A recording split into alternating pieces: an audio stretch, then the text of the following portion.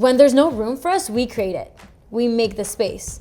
And so I think that's the most, remarkable thing about being Latino that I think we do no matter what country we're in, is that we make ourselves known, we make ourselves heard, and we make the space for us so that we can feel represented, identified, and connected with each other. I'm Esther Medina, and this is Una Conversación. In today's episode, I'm joined by Venezuelan-Canadian singer and songwriter Aiona Santana. We talk about what it really means to pour your whole self into your craft, and the pride she carries in both her Canadian and Venezuelan roots.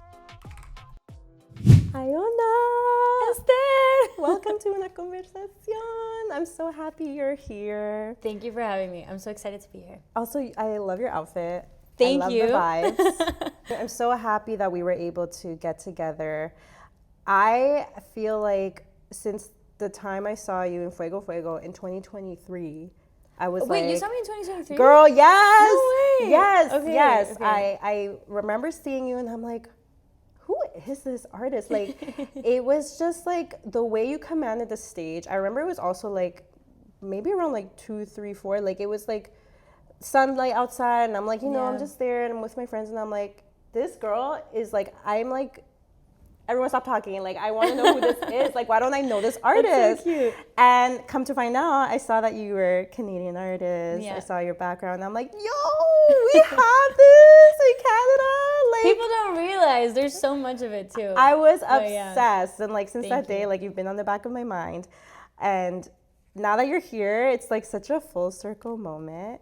For me, Una Conversación is a place for like noisemakers, the trailblazers, like people who are killing it in their respective industries, and you're absolutely doing that. Thank you. But when I see someone in your position, I can't help but wonder, like, how did they grow up? Like, what is their past? What is their story? So without further ado, I would love to know, what was Aiona Santana's childhood like? What did that look like? Well, first of all, I love the introduction. And I love that this is a full circle moment because I also feel like it is.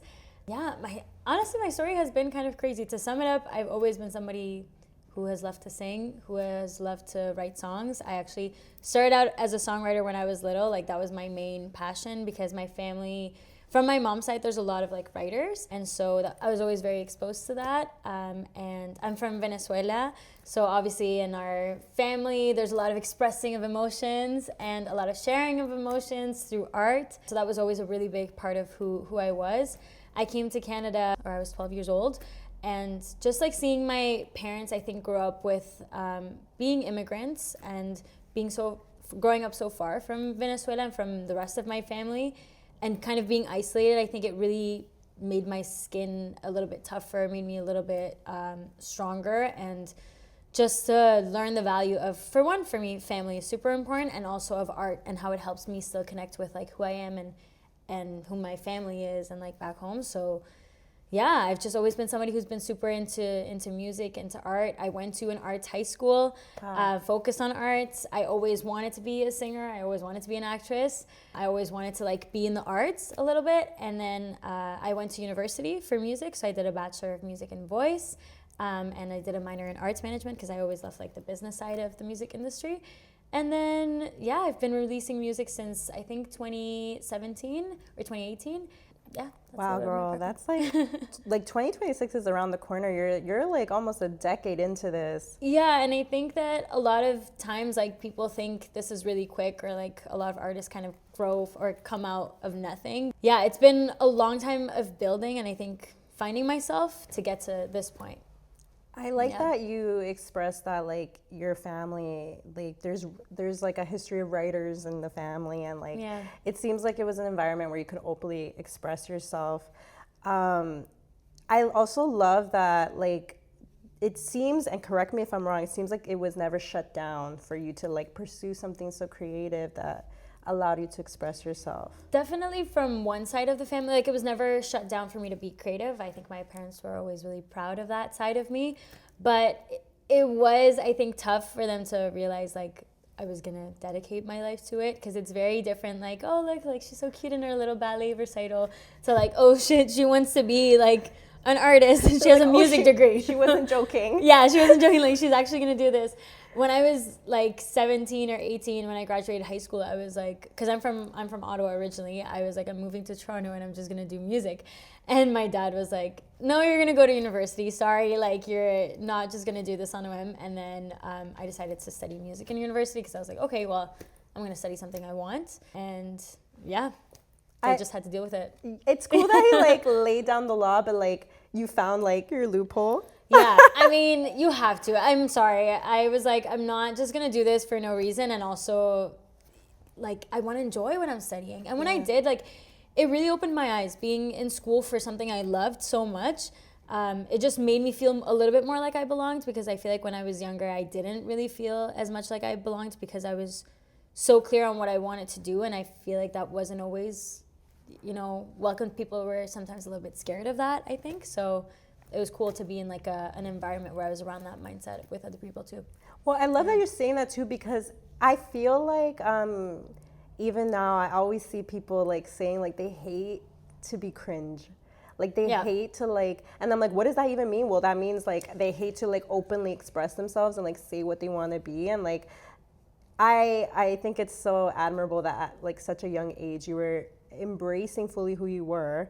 Because I think it's like so hard for people to do that. And I know exactly how you feel. Like, I remember wanting to go to school for like journalism and like media communications and knowing nobody that did it. And I'm just like, and explaining that to my parents, not that they didn't support me, like they're always gonna support education, but like it's hard to explain something that like they've never experienced or understand fully. And so I know exactly how you feel, but like it's also like the most rewarding feeling afterwards for yourself when you pursue it and you follow it and you did that. I'm also curious to know, like, so obviously this has been a part of your life since you were very young.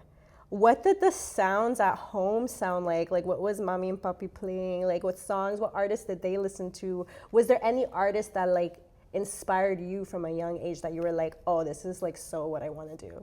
It's funny because my parents listen to a little bit of all kinds of music, but when I was younger, my uncle, actually, he's a pianist, and we would always in like Christmas parties play like, you know, La Novicia Rebelde in Spanish, not in English. Oh, I love that. But yeah, we would like just like play all these songs, and like I would just sing, and it was so much fun. And we would also sing a lot of like Venezuelan music, like folklore venezolano. Salsa, mucha salsa y merengue, and one of my favorite like early age artists was Oscar de Leon. Always been an artist. I love salsa. Like, I'm so salsera at heart. I feel like that's where maybe my career will take me at one point. Really, eh? Yeah, I feel like it maybe. But I love that. And there was just a little bit of everything. My parents also always had a very, you know, I don't know, just like this open mind, I guess, of like, they obviously, you know, grew up in Venezuela and everything, but always wanted to get out of it, not leave Venezuela, but maybe have like a different experience or see the world. Yeah. And so that drive, I mean, with all Latinos that have grown up, you know, outside, their parents had that drive. So I always found that very admirable. So they also like exposed me to music in English. And to the English language from a young age, which I think was really good and is really beneficial to me now. So yeah, there's a lot of influences, like, but definitely I would say salsa is like a big, big factor for me. That makes me want to ask you, how does it feel as a salsa lover to see, like, here's the thing, and I would love to know your perspective. I don't want to say there's a resurgence of salsa. Like, we know salsa's been there, but like, for lack of a better word, it does feel like there's a resurgence with like, you know, Bad Bunny and Raúl Alejandro and Manuel Turizo, and like 100%. They're doing these little like salsa songs. And how does that make you feel? Because the second you said that, I was like, oh girl, I can picture a whole salsa album for you. Like you with featuring with all the greats. Like I could picture that 100%. Like, is that exciting for you, or are you just like? I mean, it's so nice to see that it's being listened to again and that it's being modernized in a way. But I think, like you said, salsa's always been there. It's just, in general now, I think a lot of traditional musics are like coming back and being a part of the conversation, which is so nice to see, even especially in Canada too. Like, to just even go somewhere and see people learn to dance salsa, and you know, even if they do it a little bit more structured than like us Latinos, nosotros solo tenemos sabor, and we just, you know, enjoy it. But it's really nice to see. It makes me feel like proud. Yeah. I want to backtrack a bit because, you know, you did express that you went to university, and I think it's super cool that you had like both worlds, like the creative aspect of music and then the business side. So was that business aspect like influenced by your parents, or did you just know you needed the two things? Like, how was that decision made? Because I find that really impressive. Thank you. I think, you know, there was like a little voice in my head that was like, my parents, you know, being worried about me. Maybe I should add something onto this degree. But then when I started studying like, you know, entrepreneurship and business, like when I was taking those classes, I found it super interesting. And I think it's so important as an artist to be able to know that, but I don't think I realized at the time how important it was going to be and how beneficial it was going to be to me to be able to have knowledge of the other side of the music industry. And it just really opened my eyes. I also learned a little bit more about like the other side of like museums and like just like art houses and like how everything really works. So it was very, very eye-opening for me of like, oh, I actually love this side of the business. And if I'm going to be an artist, like I want to have visibility and understanding in this aspect of the business as well, because it's just as important, especially being a woman in the music industry. I just really think you need to prepare yourself for everything. So yeah. I love that. You're giving Carol G right now a bit. I hope you don't mind. Oh, I love it. I know some people like don't like to be compared to other people. They're their own, and you are your own artist. But like, I just recently watched the documentary when it came out. Oh, yeah. And I was shocked to learn that like she like also went to school to like learn more about like the business side of music too. So when I learned that about you, I was like, yo, this is where it's at. Like knowledge is power. And I love that like it not that it accidentally fell into your lap, but like it's so cool to know that like you learned so much more than you thought, and like that's gonna be your superpower. Well, and also just connecting with other artists, like I was saying, I felt so alone in that feeling of like I want to be an artist, and then getting to meet other people that were like, oh, I've actually felt the way you felt all along, and like I'm in the same city, I'm in the same school. It's like, okay, I'm not the only one, like these are my people, you know? Yeah, that's amazing. You know, I want to congratulate you because now at this stage of your career, you recently signed a co-publishing agreement with Anthem, I believe. Okay, I was like, I don't want to butcher this. Can you tell me a little bit about what that means for a noob like me? Well, I mean, so basically a publishing agreement, it depends on what kind of agreement. There are so many different types, but essentially they're my publisher, so they manage me more as like, or not manage me, but they, as a writer, I'm signed to them, not as an artist, because obviously it's two different pillars. So all my songwriting kind of, you know, whenever I write a new song, it's through Anthem as well, and it's just nice to, I think, have that support. As much as, you know, I love writing and everything, I didn't understand how important it was to also be a writer, and how, like, I was just writing music, and then I find out here, like, it's such a big part of music. There's so much money, there's so much opportunity, there's so many connections, there's just this whole world that's like just from being a writer. So I loved learning about that a little bit more, and then signing with Anthem has been like a huge, I think, turning point and a huge milestone for me. I'm, I think, the first domestic woman they've signed, the first Latina they've signed. They have another Latino writer, but he's in the States, also an amazing writer. But yeah, so it's like so crazy to think, because they are Canadian, but they, I'm like one of the first, and it's just, it's a really crazy feeling. So hearing that, like hearing someone else say, I'm the first Latina blank, the first Latino blank, that feeling never gets old. I love that you said that. I love that you're proud of yourself, and you should be. Thank you. I also think that's so cool. I did not know that that's what a co-publishing agreement is. Yeah, I mean, there's so much more I could go into, but it's way too long for this interview. For so I really didn't explain it that well, to be honest. That's for your TED Talk. Yeah, that's for our TED, or for, you know, we'll have a conversation after. I was like, yes, no, congratulations. That is Thank amazing. You. Okay, so you are doing your thing. What would you call this era in your career right now? I think I kind of, you know what? I think I actually just entered a new era, which I don't know what I would call this new era, but I do know the era that I came from. I feel like I would call it a rebirth. Wow, that's powerful. Thank you. I just thought about it. No, but for real, I think it was very much a rebirth. It was like a moment of believing in myself and just like apostándolo todo, like really betting on myself. And now I'm entering another era, which I don't know what it is yet, but I can feel myself entering like something, a new chapter. I think it's hard to like really pick yourself up and like dive into something you love. Like at that time, what made it so that you were like, I'm giving it my all? It's something I feel like I've been thinking about for a while. And it didn't just happen from like one moment to another. But yeah, I guess I just got to a point where I was like, okay, it's either in this moment, you know, a lot of things happened in my life. Like there were some letdowns, there were some ups, there were some moments where I realized like this is really what I want to do and what I want to dedicate my life to. But it took me being like, okay, I'm going to believe in myself 100%. I'm going to trust in myself and I'm going to bet on myself and to really just take a risk. And when I did, funny enough, other people started believing in myself, in me too. And like, it was kind of unexpected, but it was like, okay, yeah, they should. When you truly are like, I'm believing in myself, others will too. And others will see your power and they'll see your shine and they'll see you glow. So once I made that decision, I was like, I'm going to dedicate myself fully to my music, everything changed. I think that's why even like your stage presence, your music, like the way it lands, it's like, girl, this is the energy you have just speaking to me. Like, yeah, no, duh, you're going to put me in a trance when you sing and you perform. Like, it is like, it's mesmerizing. Wow, I love that. Yes to betting and believing on yourself. Yeah. And more of that, please. I'm so inspired. It's easy for me to say right now, but I will say it was very tough. The rebirthing, this feels so weird to say. The rebirth, to put it more normally, was a fucking hard time for me. Like I had a lot of disappointments. I had a lot of moments where I had to be like, okay, who am I?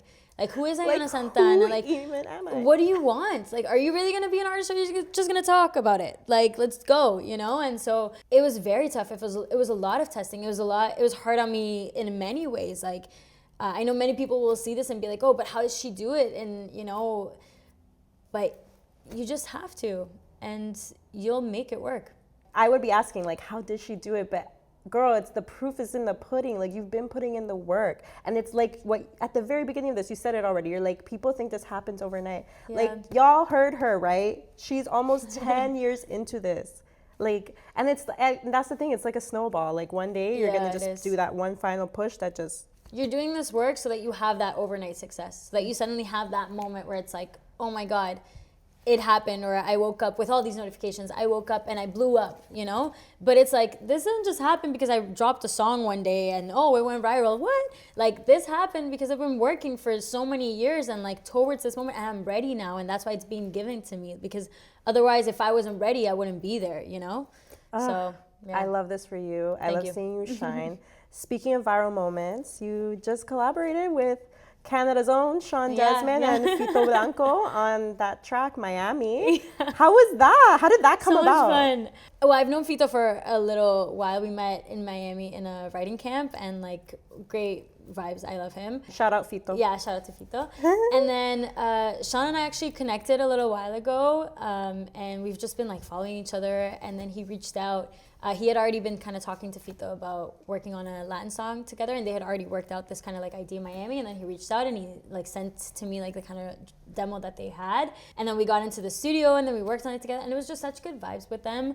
And I think more so than, you know, the track itself and the song is just the moment of the fact that a Canadian superstar icon is creating a Latin song with two Latin artists, obviously, you know, with Fito, who's amazing.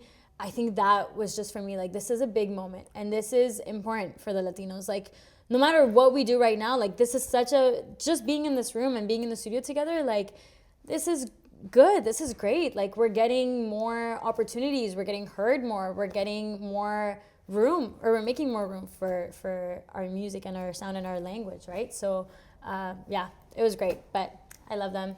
Great song. I like that you take the time to pause and acknowledge the moment you're in. Like, the way you talk, like, I can tell you really appreciate the moments that you're in. And like, I think it's hard too when you're someone who's like very dedicated and pursuing a dream. Yeah. Sometimes it's hard to pause and soak it in. You know, we're always thinking about like, what's the next thing? What's the next thing? Like, the fact that you can acknowledge that, it's so true. And it's like historical. Girl, you keep being part of history. Like, I love that so much for you.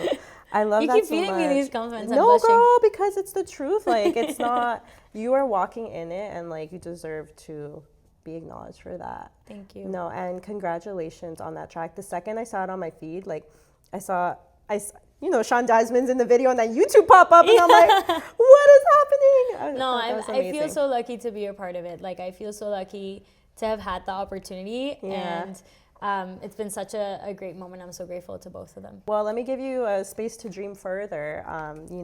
Is there any one that what is like a dream collab for you? Is it too early to say? I know it's so hard to pick. Oh my God, no, I have so many. The thing is, I'm like, which one do I tell you? I don't know.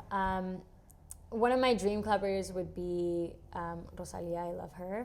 She is like one of, I Motomami. love Motomami. Literally adore her. I would also love to collaborate with like, honestly, like a Simon Diaz. Oh. Yeah, like a little more traditional, maybe mix it.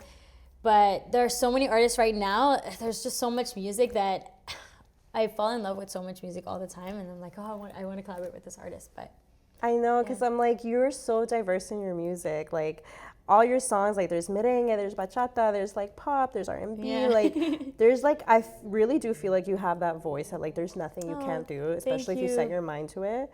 So I love that you said that, like, you can't pick, because I was like, what would you even, like, actually, what is on your playlist? Like, what do you find that you've been listening to these days? Well, these days I've been listening to a lot of different artists. I actually listened to Sabrina Carpenter's album that just came out because I still have to listen to it. Yeah, listen to it, and then we will talk about it. Yes.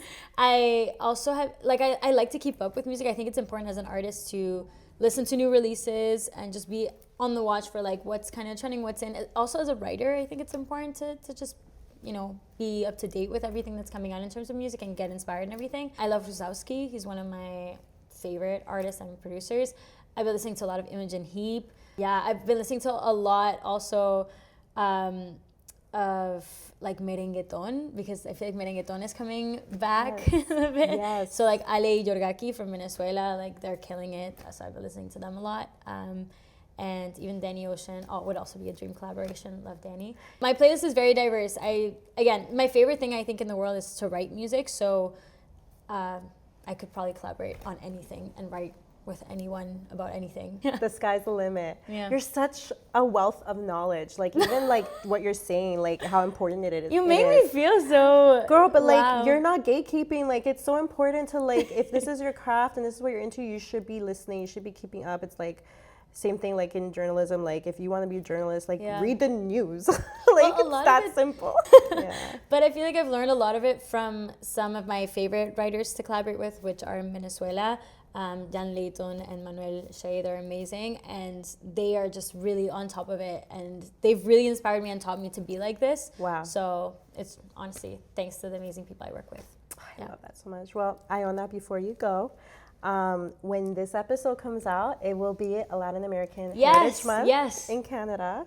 And so important. I just want to know, like, what is your favorite thing about being a Latina in Canada? My favorite thing about being a Latina in Canada? Or how has that experience been for you, and what makes you most proud? What doesn't make me proud? No, mentira.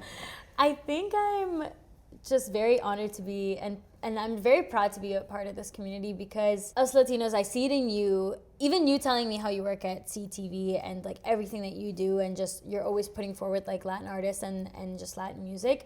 Like, I can already tell that you are one of those people that works really hard and is always putting on our best face, and like no matter what kind of day like you've had, you're there and you're showing up and you're doing the hard work, because you talked about this, like there's not a lot of representation for us. There's not a lot of people that we see that we're like, oh, we identify with this person. And there's actually one thing that we had talked about earlier, you talked to my team about, that was like a Ni de Aquí, Ni de Allá, which I did want to touch on, because I was thinking about this a lot. And I think one of the coolest things about being Latina, especially in Canada, is that, looking at it from a different lens, I feel like que soy de aquí y de allá. Wow. And so I think that we're able to be this, hardworking,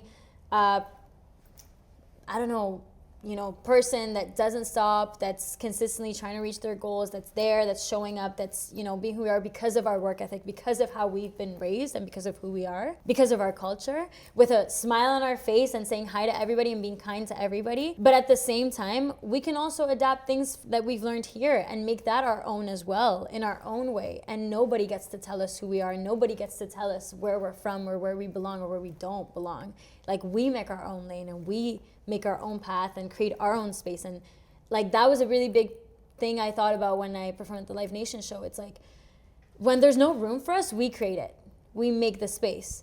And so I think that's the most, remarkable thing about being Latino, that I think we do no matter what country we're in, is that we make ourselves known, we make ourselves heard, and we make the space for us so that we can feel represented, identified, and connected with each other. So, yeah. I love you. I love you. Like, you. Put it in the book. Great. Put it in the biography. Like, we're done the podcast. Like, this is the last podcast I ever need to make. Like, no, oh this is the start. Did you guys see her cards? Stop. She told me she just got these made. You just got these made. Yes, this is the first time. They're so cute. I love you. Aiona, thank you. Thank you for preaching, for speaking facts, for pouring like so much care and love into that answer. That to me is just like, even listening to you talk is a reminder to me, like, what I love so much about being a Latina in this country. And it's an honor to have sat with you today. I cannot wait to see what's next for you. Like, I'm gonna be looking back, watching you on all the billboards and being like, I remember when we sat on that couch in that random studio in Toronto. We will sit together again. You know what? Like, it's an honor for me. And it's an honor for me to be here and I'm so grateful for you, to the space, no sé cómo, es que en español le dice gracias por el espacio. But in English, I feel like it does not sound right. So I will say thank you for the platform, the opportunity, for just having me and for creating this space for Latinos to share their story. Again, I'm super grateful to be here sitting down with you with your great energy, and I hope we get to do it again. Oh, we have more things to talk about. You're always welcome to have a conversation with me. Thank you, Aiona. Thank you. And all the best. You're gonna kill it. You too. We will kill it. Latinos arriba. Feliz mes de la herencia hispana. Thank you so much. Girl, I don't want to leave.